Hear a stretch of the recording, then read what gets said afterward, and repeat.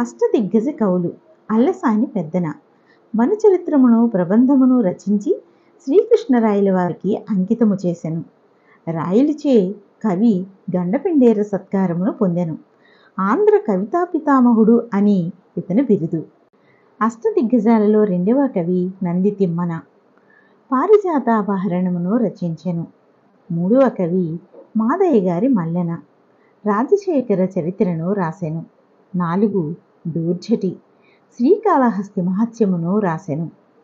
5వ కవి అయ్యలరాజు రామభద్రుడు రామాభ్యుదయమును రచించెను. అష్టదిగ్గజాలలో 6వ కవి పింగళ సూరణ.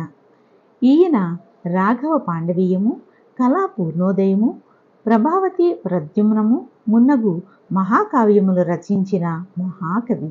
ఇక అష్టదిగ్గజాలలో 7వ కవి రామరాజభూషణుడు.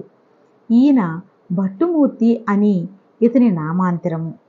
వసుచరిత్ర, హరిశ్చంద్ర నలోపాఖ్యానము రచించెను. అష్టదిగ్గజాలలో 8వ కవి అయినటువంటి తెనాలి రామకృష్ణుడు. ఈయన గురించి తెలియని వారంటూ ఉండరు. పాండురంగ మహత్యమును గొప్ప కావ్యమును రచించెను. ఇతనికి వికట కవి అని పేరు కూడా కలదు. ఇతని చాటువులు పెక్కులు. నమస్కారం.